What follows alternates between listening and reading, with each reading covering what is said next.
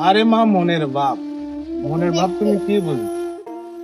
যার ঘরে বউ নাই তার মনের ভাব তো সবসময় মন মরাই থাকে। মা, তুমি আমাকে একটা বিয়ের ব্যবস্থা করে দাও। হ্যাঁ, হ্যাঁ। এ বরগদা, তোর বাপ হলো মোকামে যাবো, তো গেলা দোকানে যাবার কইলো। আরে মা, দোকানে যা কি করবো মা, কও? আমি পারবো না মা। ও কোনো কামে গলি কষ্ট খালি পারবো না। পারবো না কি কই মা, কও? যার বউ নাই তার কিভাবে কাজটা ভালো লাগে, কও মা? আমি কিচ্ছুই পারবো না মা।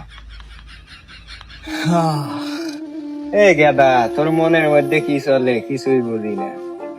আরে মা, মনের ভাব তুমি কি বুঝো? যার ঘরে বউ নাই তার মনের ভাব তো সবসময় মন মরাই থাকে। মা, তুমি আমাকে একটা বিয়ের ব্যবস্থা করে দাও। দেখো, আমি দোকান না, সব কামই করবো মা। ও হ্যাঁ, হ্যাঁ। এ বড় ভাই, তোর কি হয়েছে? ইনে বানা গেছে কে? এই মাইজা গেল, তুই কি বোঝস না কি হয়েছে? তোর কি ভাবিটাকে একবারে সুন্দর মন চায় না? সুন্দর মন তো চাই, কিন্তু তখন আমি কি করবো? দেখ, তোরও ছোট ভাই আর একটা ছোট গেদা, তোরা মিলে যদি একটু বিয়ের ব্যবস্থা করে দেয়, তাহলে তোদের কিন্তু ভাবি ডাক শোনাটা খুব ভালো হবে। তোদের মুখে ভাবি ডাক শোনাটা খুব ফাইন লাগবে গেদা। ভাবি ডাক তো আমার কাছে শুনবার মন চাই, কিন্তু এই জন্য তো আব্বা মা আছে। আব্বা মার কাছে দাও, আমার কাছে কি? যাও আব্বা মার কাছে দাও, যাও। আমার কাজে ডিস্টার্ব করছে না, দাও। তোরা সবাই মিলে ব্যবস্থা করলে আমার বিয়েটা হয়ে যায় গেদা। আব্বা মার কাছে দাও তো, দাও তো, দাও তো, দাও তো, আমাকে ডিস্টার্ব করে না, দাও, দাও।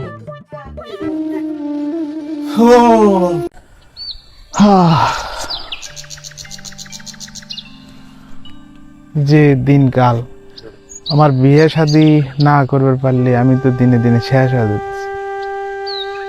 কি করি, বাপ মাও কেউই এলাকার ছেলে পেলে যার কাছে দেয় তাই তুই আমার কোনো বিয়ের ব্যবস্থা করে পারতেছি না। চাচা, কি আপনি গেলে মতন মুরব্বী থাকতে আপনি গেলে চোখের সামনে একটা যুবক সওয়াল আপনাকে চোখের সামনে নষ্ট হয়ে যেতেছে, তাহলে উপরওয়ালার কাছে কি জবাব দিবেন কোন তো চাচা?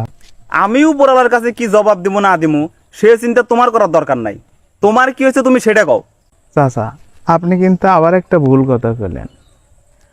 আপনি গিয়ে চোখের সামনে একটা যুবক সল বিয়া না করবার পাইলে বৃদ্ধ হওয়ার উপক্রম হয়েছে, এটা কি আপনি গিয়ে চোখের সামনে বাজা পড়ে না কোন তো চাচা?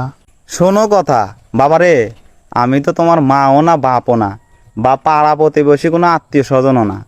তাহলে তোমার বিয়ে হওয়া না হওয়া নিয়ে আমি কি করবার পারি বাবু?